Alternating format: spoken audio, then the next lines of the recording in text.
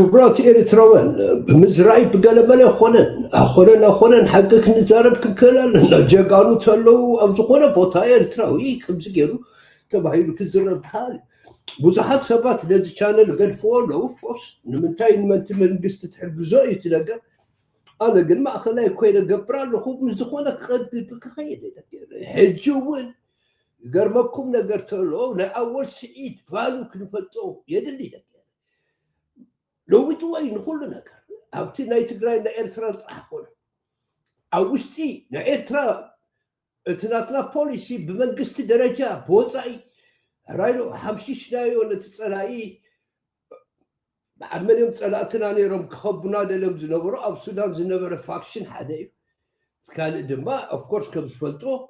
تتعشمو تي ناي عرب إماراتس بحياة دبلوماسي أو عيشوا له منقستنا تبريت تبحرنا أخونا أو استدما تنايت مدو بالسي دما بنترت جرو إثيوبيا كما جرو لو تكم زمت أو إزد ما كشية مالو أول شيء بتعمل successful أخونا نقدر كم زجبر كل مسكرولي كبا نقدر هفتنا قوي أول شيء رايلو بار أبز سمعوا متأمتو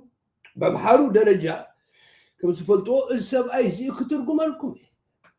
إنجنير يلقى إتسم جوز بار كم يجرو بنترت جرو رايلو بعنا كم يجرنا نردو أبزي فرد اللي سات ميشلبت مدرك يلوم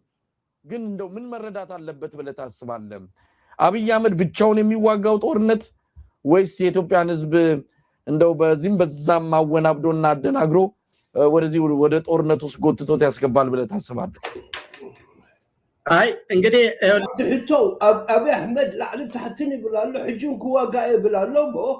ايثيوبياويان غوتيتو كتوم دمسلكا بتبحر قلم ليلو ولا ستايج خون مسلكا لكم قال له ازيد ما صنع زخونه مرقت زلو مهور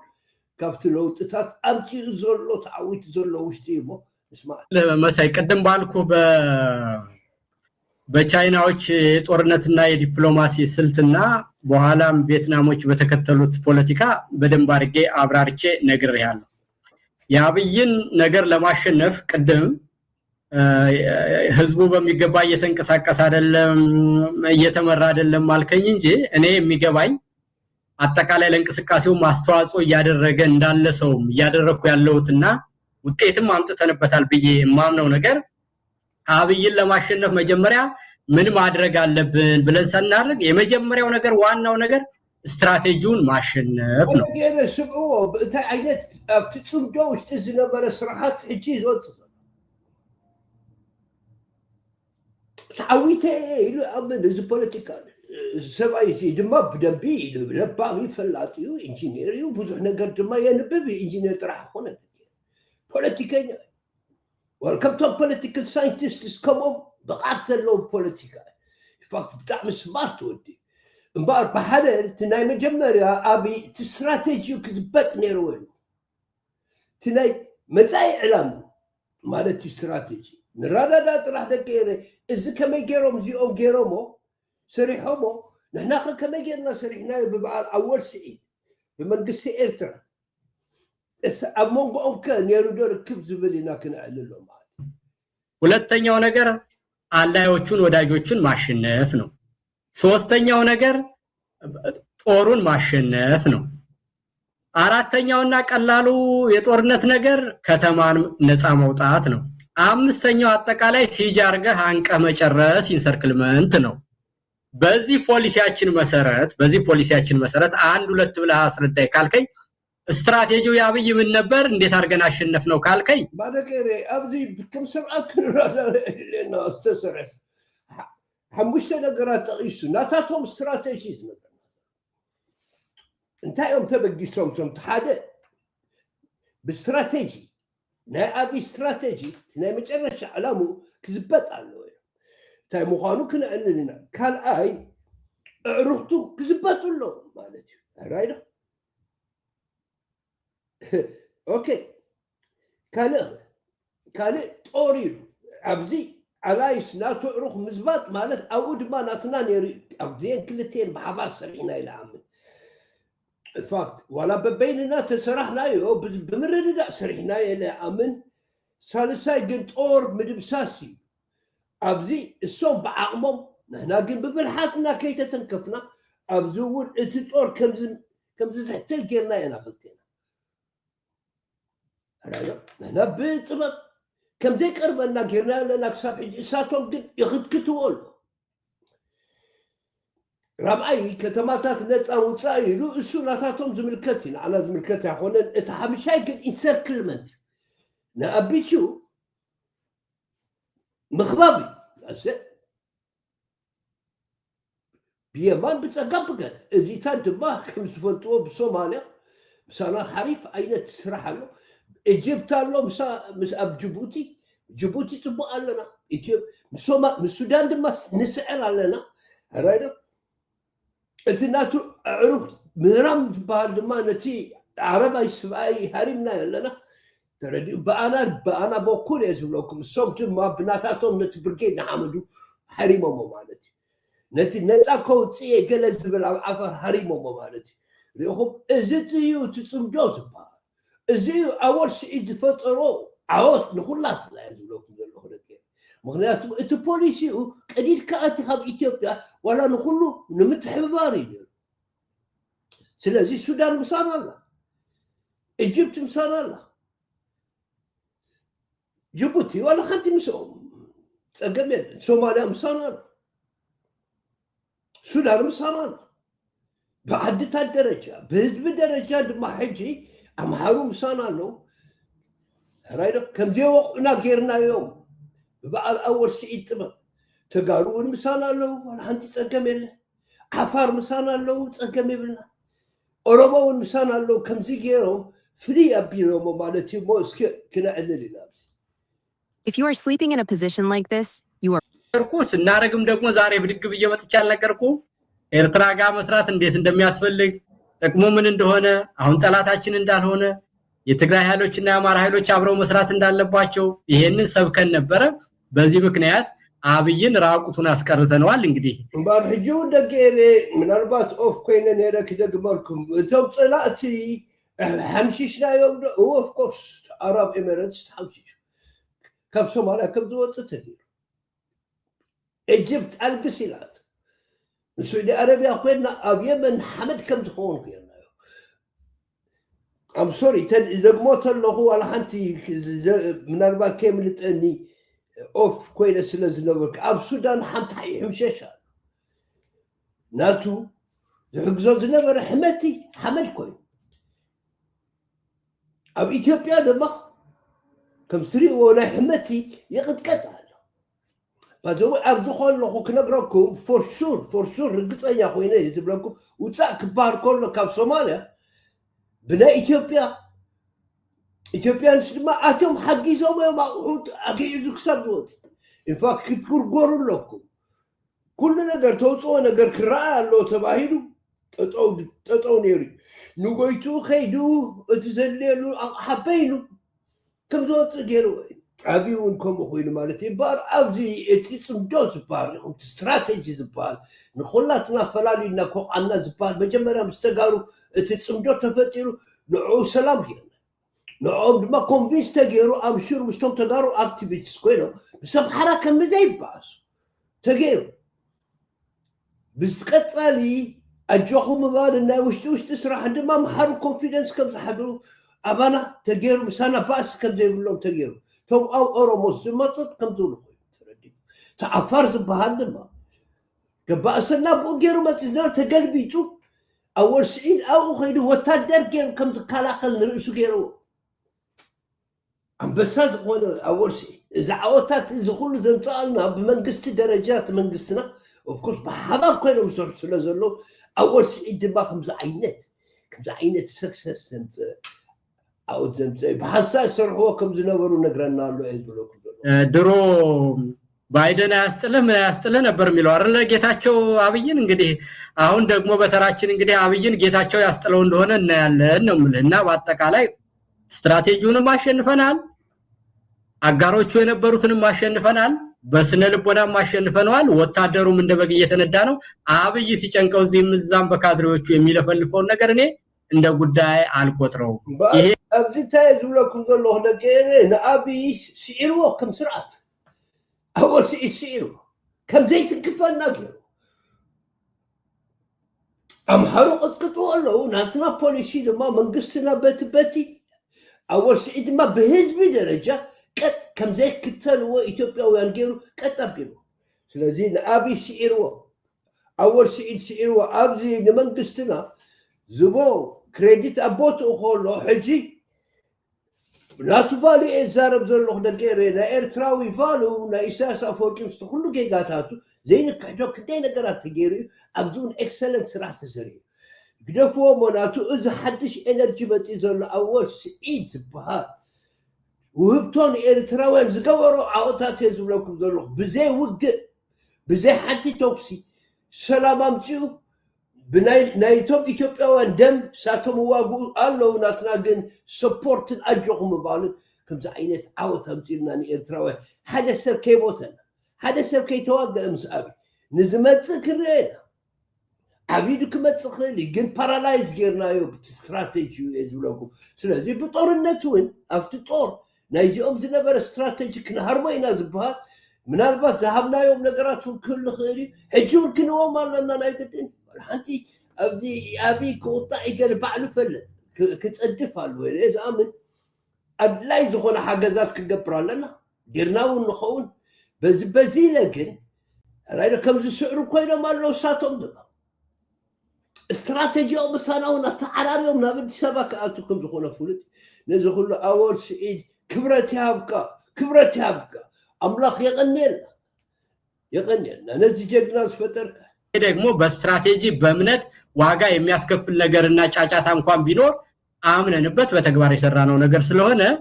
አብዬን ሁሉ ነገር አልፌ ብቻዬን እዛ ውስጥ ይጄ ጦርነት ገጥማለሁ ካለ የሚመጣው ነገር ደግሞ አሚና ሰራህና ለይክብለኩም ኮሎ ከም ስርዓት አውሽቲ ምሳናውን ግራኸውኩም ዝነበሩ ነገርኩም አሉ ብናታይ ግምደቀ ታውቋለን ዋናው ህዝብ ከጎኑ እንዳይሰለፍ ዓለም ከጎኑ እንዳይሰለፍ የኢትዮጵያ ፖለቲካ ኃይሎችም ከጎኑ እንዳይሰለፉ ማድረግ ነው እሱን ደግሞ በሚገባ ሰርተናል ይሄን ደግሞ አውቀን አስበንበት አምነንበት በብዙ ርቀት የሄድንበት ስራ ነው ስለዚህ ከዛ በኋላ በብስጭት የሚያደርገው ነገር ሁሉ ነው ጉዳይ አይደለም ጉዳይ አኮለን ይሉ እቲ ከገብረደሊ ዝነበረና ዓለም ነጊርና ኢና አፍሊጥና ሚና ሰላም ከምንደሊ ሐዲው ምሳላም ኤርትራውያን እዚ ነገር ድማ በህዝብ ድማ ኃይሊ በዓል أول شيء كبارة بروقي يخلوا سنبيدهم يرم خلوا مجمّلة الحرم إسرائيل وقن هي سلام يمزدوا لزلوا زينا قرزي ولا حد تسأقم لكن حقزوا من عينهم كات كبزوا غيروا وميزوا بتعمل برتوع فيلوسوفي تسمى الأزبار قليل كمسلو كنا تتزلوة فيلوسوفي لكن بباتشي هرايدو نتتم كحتنيا زودر أول شيء شعيرون فرغان صندوق سعيرون فرغان እንደው ኢንጂነር ሊቃል ከያማራ ህዝብ ትግል እንደው የኤርትራ ድጋፍ ማግኘቱ የሉና ነው ጉዳይ ነው ብለን መደምደም እንችላለን እንግዲህ አንዳንዱ ከኤርትራ ጋር መስራት እንደዚህ ለዚህ ትግል ወሳኝ ከሆኑ ኃይሎች ጋር መስራትን እንደ ክህደት እንደ ባንዳነት ይቆጥሩታልና ሰሞኑንም ከተለያዩ ምሁራኖች ጋር ስንነጋገር ነበር ከኤርትራ ጋር አሁን ካለው ኃይል ጋር መስራት ከተቻለ ያማራ ህዝብ ይሄ ምንም አይን ማሸት መተፋፈር አያስፈልግም ከኤርትራ ጋር መስራት የሉና ጉዳይ ነው ብሎ በአራት ነጥብ ዘግቶ ያንን በደንብ አጠንክሮ ፊት ለፊት ወጥቶ መናገር ይቻላል ነገር ታንክ ዩ ቬሪ ማች ዚአቶም ዝገበሩ ጻዕድ ድማ ሞምባር ምስ ኤርትራ መስራሕ ሲና የሉና ጉዳይ ስለዚህ ለቶም ዝቃናቀኑና ሰባት አይትስሩ ኢሎም ሲኒ እንታይ ክትብሎም ትኽእል ይዝብሎ ዘሎ ንሕናው ነህሉና ጉዳይ ሰሙና ይህልዎ أموجنا تمسريت زول حونة الأركنة نزل عالم نخقصش دما بدهريك الرئيلة كم يجينا كم سرعة مالدي يا بقى أكو مساي سوكوا هون قابك توالكو منهم زملاء يموت فرس مدبنا ميلو تيزاجر سويش إننا منهم أسفل لا جارل ما هون يتبي نسب سلا الزربة يدلني توركيكو مويتوكو قتلنا يوكو بقى بسرعة حرينا يوم مريت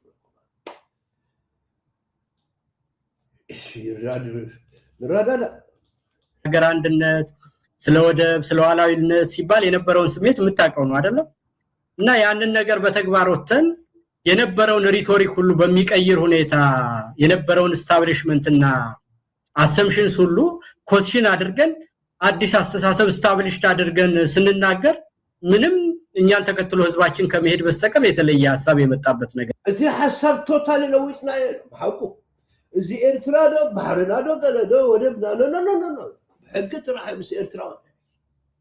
ክነግረኩም ይባል ገልቢጥናዮ ተሐሳባት ምስ ገልበጥናዮ ህዝብና ድማ ስለዝኣምነና ራይት ከስከሮነ ተሐሳብ ግድን ኮይኑ ተሐስኪሮ ድማ ብለኩም አለ ህዝብ ክብር ኮሎ በዓፋኖውን ማለት ይደግ የለም እና ደግሞ ይሄ ለአንድ ወቅት ንግግር ብቻ የሚባል አይደለም መሳይ ይሄ ማህበረሰብ በተለያየ ጊዜ ራሱን ያደራጃል ያ የተፈጠረው ነገር ረጅም ጊዜ ጥቅማቸውን በጋራ ቢያረጉት የትግራይ ህዝብ የአማራ ህዝብ የኤርትራ ህዝብ የሚጠቀሙበት ነገር እንጂ የሚጎዱበት ነገር አይታየኝ ወላሐቲ ኤርትራውያን አምሃር ኢትዮጵያውያን ኤርትራውያን ተጋሩን بسلام دحفتهم ونتقم بروال حنتين قدام المخنات يلا نبلاكم ያ ማለት መጠነኛ ልዩነትና የሚጋጩበት የፖለቲካ ፍላጎት የላቸው ማለት አይደል ይሄ ደግሞ ኦልዌይስ የሰው ልጅ እስካለ ድረስ በአንድ ቤተሰብ መካከልም በአንድ ማህበረሰብ መካከልም የፍላጎቶችና የጥቅሞች ግጭት አለ ያንን ግን ሚዛን በጠበቀ መርህ ላይ በሆነ ዓለም አቀፍ ህግን ባተኮረ መልኩ ይደረግ ከተባለ እነዚህ አካላት አብረው መስራታቸው አብረው መኖራቸው አሁን ካጋጠማቸው የሉና ዳጋም ባለፈ መጣላታቸው ነው ሊያስነቅፋ ችግራቸውን በሰላማዊ መንገድ ፈተው በመነገድ በባህል በታሪክ በቋንቋ በስነ ልቦና በጂኦግራፊ በጥቅም አንድ የሆኑ ማህበረሰቦች በስልጣኔ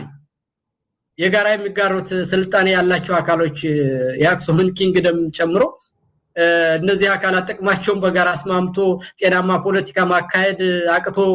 መጣላት ነው የሚያዋርድ እንደውም ነው ማለት እና ይሄ ህዝብ ዘረባ ነገር አብዝማ ክሊር ሆነ ተበሪሎም ምሳና ወላ አንተ በኃይልክ ገሮ ዝክል ነገር የለም መጨረሻ ናብልቡ ተበልሽት ኢትዮጵያ ምሽ በሐበር ምስራዕ መስኦ ምስኒ ወላ አንተ ዝጎዳና ነገር የለም ንፋቅ ብዙ ተቀራሪብና ከማን ሰርሕ ጎረባብትና ተጠቅምና ሐሊና ወላባ زي مسمى معتلون بحجم لكم بحجم مالت ابذك الرادة دكير تمسكن صار الله من قصنا صنعاتن صار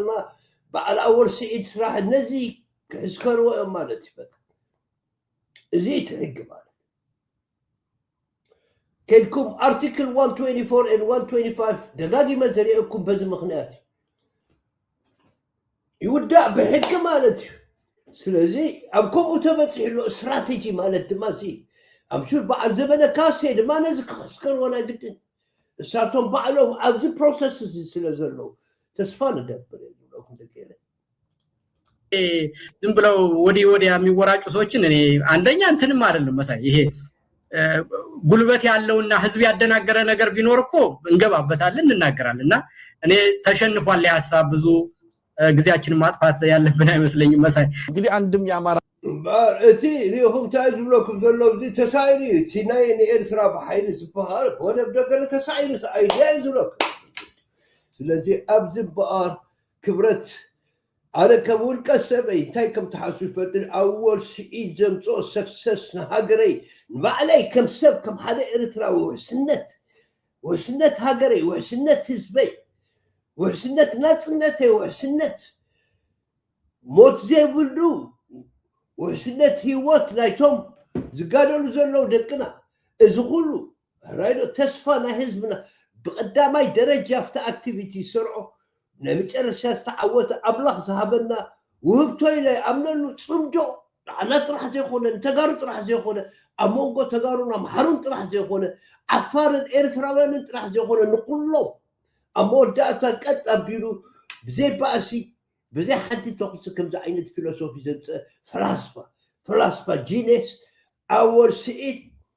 سريقو راح أخونا إثيوبيا تقلال لا أمسيهم راح أخونا دكير أمبركي خونا أبي أمبركي خونا أمنوا بزي أقرأ ودعا بزي أقرأ دما أدنى قوتي يقلت بدحر حجين ما أوشت هاقرنا نزلنا نقر كونسنتريت نقبر تسفاق تزقودنا نقرات نغنسر بحبار زي عاوت مالته بو يغني اللي يسمعه انا خمزي فيلينجي اذا عاوتات زي كوستر خوكو جاغانونا راير جاغانونا كتصلهم نخلينا لا كنت الممكن اي نخلينا مونو اريترياوي تأمامين اللي سرح زلو جيكنا مراحينا ايو اول سئي رايدو مستي مراحينا اساسا فوق خوين سرح زلو بهزب درجة ازبلوكم زلو سلازي يقني لنا اول سئي